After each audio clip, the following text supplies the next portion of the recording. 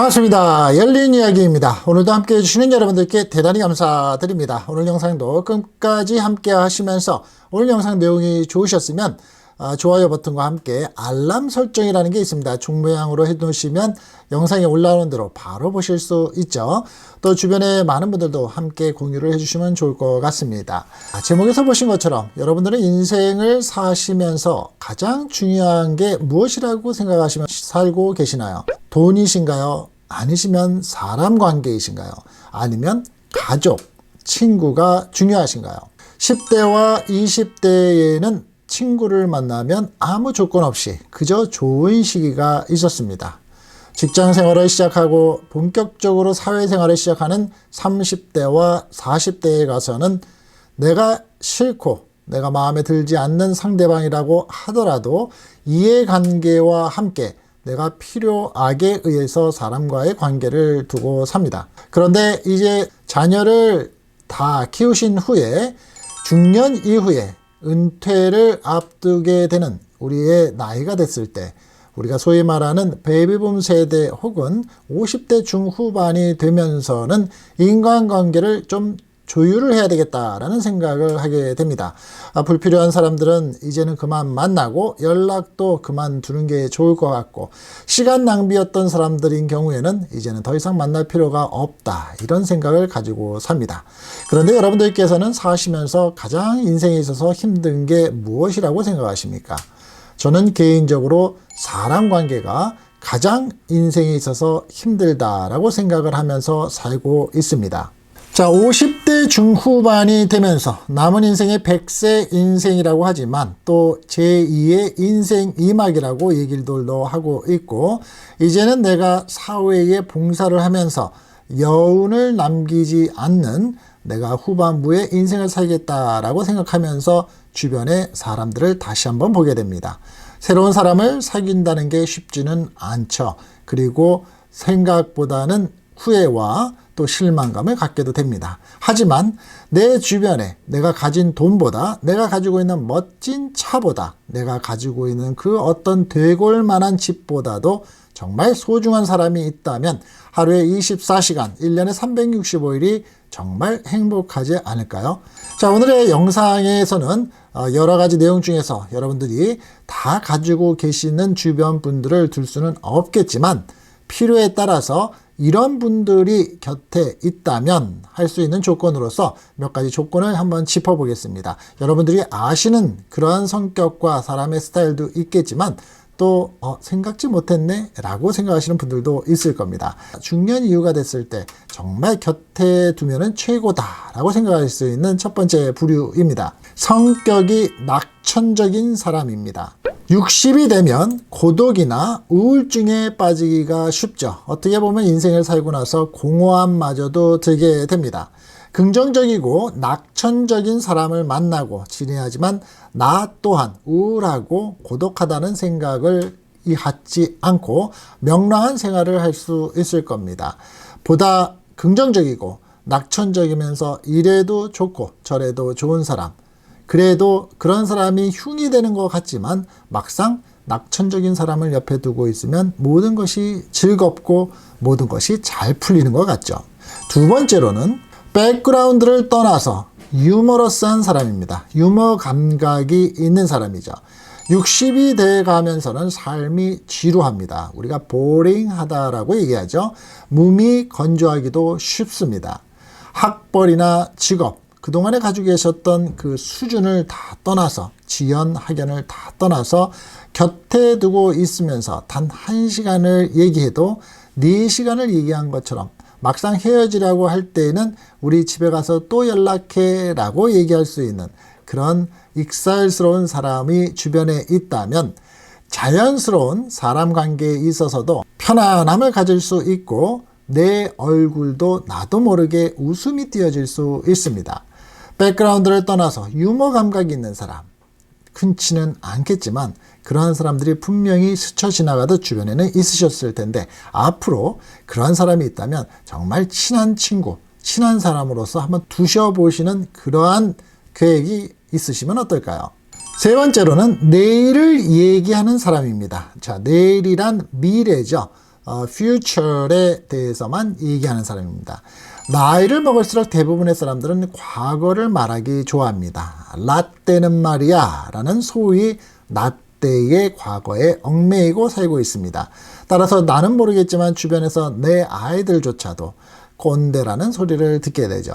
하지만 지나간 과거보다도 미래의 지향적인 말을 대화로 삼는 사람이 있는 게 얼마나 행복하고 필요한지 모르겠습니다. 신문을 많이 읽은 것 같지도 않지만 또 정보를 많이 알고 있는 사람인 것 같지는 않지만 미래에 지향적이고 내가 미래에는 어떤 일을 할 것인가에 대해서 항상 꿈을 갖고 있는 사람. 어떤 경우에는 되지도 않는 생각을 하는 것 같지만 그래도 과거에 이랬으면 좋았을 걸 이라고 하죠. 그런 사람보다는 미래를 얘기하는 사람이 정말 필요할 듯 싶습니다. 네 번째는 확신에 찬 말을 하는 사람입니다. 내 자신에 대해서 당당한 사람이죠. 그런 사람은 인생에서 기준이 확실합니다. 자기 가치관도 확실하죠. 그림을 그리면서 제대로 인생을 살 줄 아는 사람입니다. 소위 말해서 개념이 있는 사람이죠. 이랬다 저랬다 얼렁뚱땅 두리뭉실하지 않는 확신에 찬 항상 자신이 있는 듯한 말을 하는 사람 그리고 행동을 하는 사람입니다. 다섯 번째는 우리가 살고 있는 이 시간, 이 시점에 항상 감사하는 사람입니다. 그저 늘 감사하는 마음을 갖는 거죠. 내 다리가 있어서 오늘 너를 만나러 나왔어. 오늘 내가 너를 만날 수 있게 날씨가 좋았나 봐. 그저 감사해. 내가 오는 동안 10년이 된 차를 타고 왔는데도 불구하고 기분 좋게 음악 소리 잘 나오면서 그 차를 타고 왔어. 그런 사람들을 주변은 항상 사람이 많죠. 우리가 살고 있으면서 감사할 줄 아는 사람들 주변에는 따뜻한 사람들도 많습니다. 그 사람들의 울타리 내에 나도 들어가고 나 또한 마음이 따뜻한 사람들과 범주에 같이 휩싸이면서 따뜻한 사람으로 더 성장을 하는 겁니다. 여섯 번째는 사소한 것에도 내가 소중히 여길 줄 아는 사람입니다. 그런 사람의 주변은 작은 행복도 아주 자주 일어나죠. 나쁜 일보다는 좋은 일이 더 많은 것 같습니다. 조그만 일, 우리가 봄에 들판에 피는 꽃을 보고도 감사하고 그것에 대해서 소중히 생각하는 사람, 자연 만물에 대해서 사계절이 돌아가는 것에 대해서 인생 무상을 느끼기보다는 감사할 줄 알고 그 자연 섭리에 소중히 생각하는 사람, 우리나라에 살고 있으면서 산의 모습을 보고서 그 산이 전 세계 어느 나라보다도 멋있다라고 생각하면서 금수강산, 내 나라를 생각하면서 소중히 생각하는 큰 마음, 작은 일에서는 우리 집에 있는 10년이 돼도 쓰지 않고 있어도 추억이 가득해서 그 물건 하나도 소중히 여길 줄 아는 사람은 분명히 대인관계, 사람 관계도 소중히 여길 줄 아는 사람이겠죠. 자, 일곱 번째는 항상 웃고 미소가 엿보이는 사람입니다. 늘 스마일링 하는 얼굴이 비춰지는 사람이죠. 그 사람을 만나면 무언가 주는 것이 없더라도 그 사람한테 통하는 나의 풍부한 훈훈한 감정이 전달이 됩니다. 그런 사람은 멀리 있는 복도 찾아오게 하는 그런 사람이라고도 얘기합니다. 미소가 있기에 즐거움이 더 많죠. 얼굴을 찌푸린 사람 여러분들 곁에 두시고 만나고 나면 만나는 뒤안길이 어떠셨던가요? 기분이 좋으셨던가요? 기분 좋고 진지한 얘기를 했음에도 불구하고 뭔가 찝찝한 마음, 뭔가 응어리가 남는 듯한 그러한 마음을 혹시나 갖지 않으셨나요? 항상 미소를 짓고 있고 즐거움과 긍정의 모습으로서 스마일링 하는 사람입니다. 여덟 번째는 제가 강조를 하는 부분인데요. 지지난 영상에 제가 올려드린 내용에 비슷한 내용이 있습니다. 성실하면서 부지런한 사람입니다. 세상이 아무리 바뀌고 정보화 시대가 되면서 정말 스마트한 사람, 돈이 많은 사람이 더 성공한다라고 얘기를 하고 있습니다. 물론 부정을 할 수는 없겠죠. 하지만 그 밑바닥에는 부지런하고 성실한 사람이 성공을 하게 됩니다. 제2세의 경영을 하고 있는 기업들도 후대의 자식들 간에 불화가 있다든가 긍정적이지 못하다든가 또 부지런하지 못하다면 선대에 이끌어는 회사나 경제적인 것들이 유지가 되지 않는 걸 우리는 많이 보게 됩니다. 항상 스마트하고 또 좋은 정보와 많이 읽고 많이 느끼는 감정도 필요하겠지만 그 중심점에는 부지런함이 있어야 됩니다. 우리가 영어에서는 early bird라는 말이 있습니다. 아침에 일찍 일어난 새가 좀 더 먹이를 더 찾을 수 있다는 말이죠. 24시간 자는 시간 말고 아깝게 보냈었던 지난날의 청춘. 하지만 나이가 먹을수록 잠을 더 자고 싶어도 잠이 많이 안 오죠.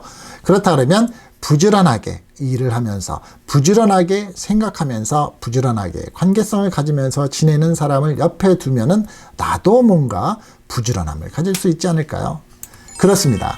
나 또한 부족함이 많고 나 또한 다른 사람들한테 보일 수 있는 장점은 있습니다. 하지만 내가 필요로 하는 앞으로의 남은 인생에 있어서 인간관계에 있어서 꼭 필요한 사람이라면 8가지 중에서 단 4가지 반이라도 가질 수 있는 사람이 주변에 있다면 놓치지 마십시오. 왜냐고요? 그런 사람은 분명히 시청자 여러분들에게 필요하고 죽을 때까지 득이 될 사람이기 때문입니다. 어떻게 하느냐고요? 저도 경험을 해보니까 그런 사람이 더 좋은 것 같다라는 느낌을 가지고 살고 있습니다. 주변에서 유머러스한 사람, 늘 낙천적인 사람, 스마일링하는 사람을 좀 더 구체적으로 보고 살고 있습니다. 그런 사람을 찾고도 싶습니다. 자, 여러분들도 오늘 8가지 한번 생각을 해보시고요. 오늘 영상이 끝난 다음에 점심시간 때, 저녁 시간 때 늘 만나던 사람이 아닌 새로운 사람을 만나서 관계성을 형성해야 될 때 이런 사람이 있다면 여러분들이 조금 더 구체적으로 생각을 해보시는 우리 열린 이야기의 구독자, 시청자 여러분들이 되시면 하는 바람이 있어 봅니다. 자, 오늘도 영상 끝까지 함께 해주신 여러분들께 대단히 감사드리고요. 멋진 하루와 건강한 하루가 되시기를 진심으로 바라겠습니다. 열린 이야기였습니다. 다음 시간에 뵙겠습니다.